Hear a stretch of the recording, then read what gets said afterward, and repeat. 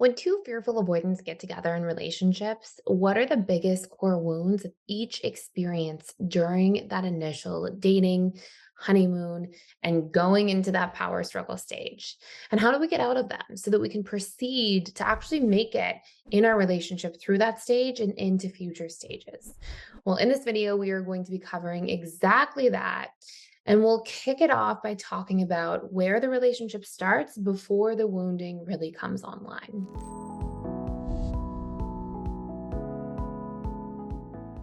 So, first and foremost, when two fearful avoidants start dating, they hit it off. I mean, it generally tends to be like fireworks because they both yearn for deep connection, openness. They both yearn to feel seen and heard and understood. And they tend to be very present with one another, very invested. They kind of go above and beyond in those early stages of dating if they really like somebody. And they're really good at staying attuned, which makes each other feel really connected at a much deeper level. Fearful avoidants also tend to value novelty and exploration and fun in relationships, which obviously makes it, very bonding in that dating stage to do fun things and to sort of explore and have new experiences together. And so the initial part of the relationship between two fearful avoidant attachment styles tends to go extremely well. But once the attachment is really built, once we really feel deeply connected to somebody, that's really where we start to have those different pain points and challenges come up. That's really where each fearful avoidant attachment style can start to really feel a lot more of their wounds. And so in that case in particular, we'll start to see that deep bond also creates a deep fear. We'll start to see that this, because fearful avoidants have these deep subconscious sort of ideas from past experiences that, hey, love is beautiful and connection is something I really want and yearn for, but it's also something really scary that can hurt me a lot. The more the bond is there, the more the fear of that hurt comes alive. And so this is where we'll start to see the volatility really pick up, is once that bond has deeply formed. And the wounds that will start to come online for fearful avoidance are they'll fear losing the presence and attention from their partner, which usually equates to actually the core wound of feeling unseen or unloved.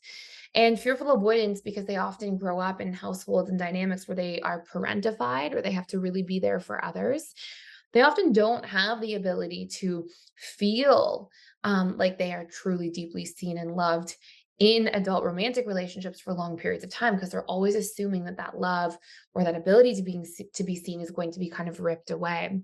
And so they'll really fear that as they start to see one another kind of push pull, because we know that both fearful avoidant attachment styles have an avoidant side, meaning that they both have the capacity to sort of pull away over time as those fears really come online.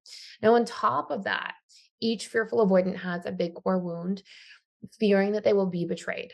So, as that bond is built, and because both fearful avoidants are easily enmeshed in relationships, what we'll start to see is whoever fears enmeshment the most will start to sort of rebel against the relationship as a subconscious strategy to go get their independence, to go get their relationship to themselves again, because both fearful avoidants can get so intertwined and sort of consumed with each other that eventually somebody will burn out from that dynamic a little bit and they'll start to swing into their avoidance side.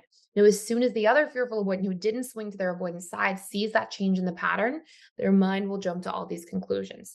They're interested in somebody else. They don't like me. They're losing feelings. They're changing how their mind about me. And all of these fears will build up. And usually, unfortunately, what a fearful avoidant in that case, when they start to have those stories come online, what they usually don't do is go to their partner and have a vulnerable conflict, communication discussion, right? They won't usually have like a healthy dialogue. They will instead be scared to be vulnerable.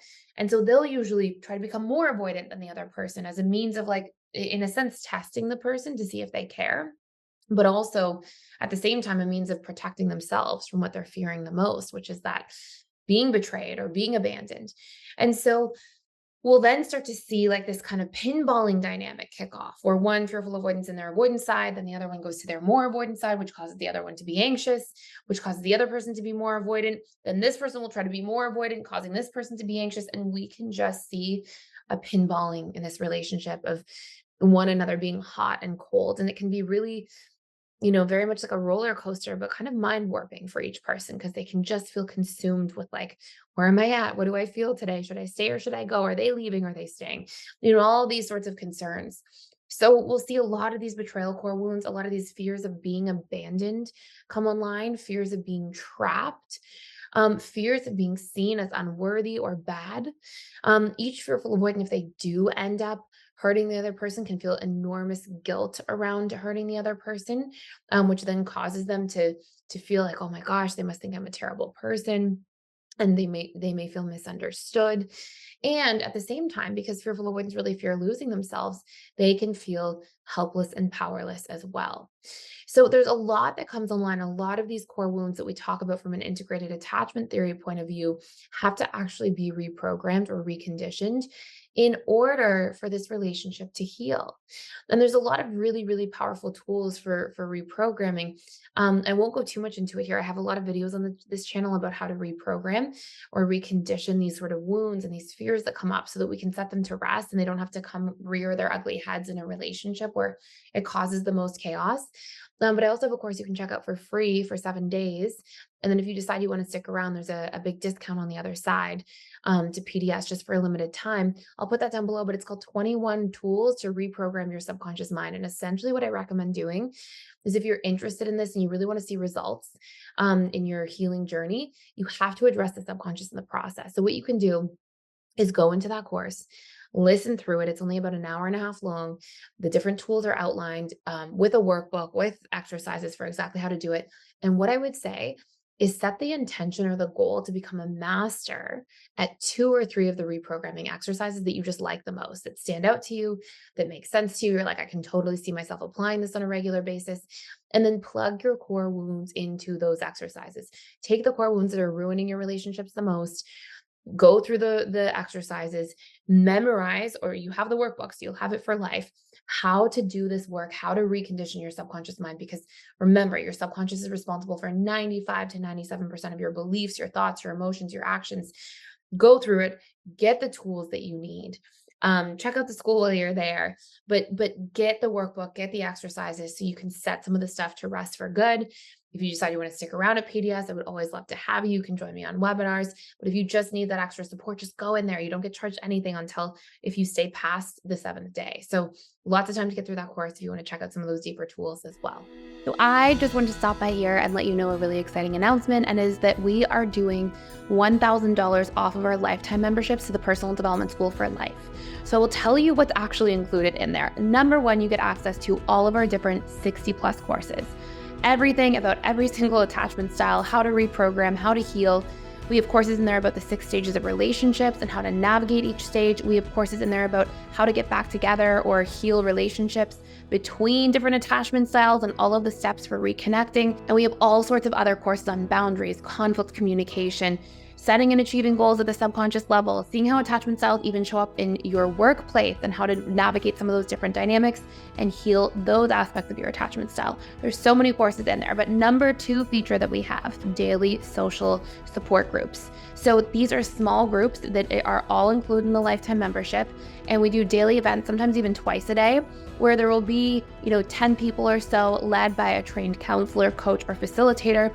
And you can actually join in there and practice some of the different tools with other members. It's a great place to build relationships, connect with like-minded people, and to really fast track your learning and have that extra support all the time. And number 3, we have daily webinars Monday through Saturday. I do 3 of those webinars every single week. That's a time to come in, ask me your questions. You can come in on camera and we can chat. You can come in off camera and just post them in the chat, whatever you're most comfortable doing.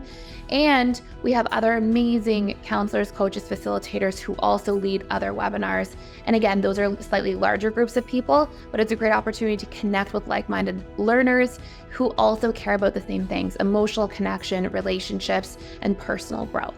So I hope you check it out. We also have all these different discussion forums in there. We have a Facebook group so you can connect with each other there as well. And there's a tremendous amount of community support in an ongoing way at PDS. So I would love to see you on the other side. I hope you join me. And now we'll go back to the video. So thank you for listening. Thank you for watching. If you want to see more fearful avoidant relationship videos about needs, communication, different pain points, let me know in the comments down below or hit the like button.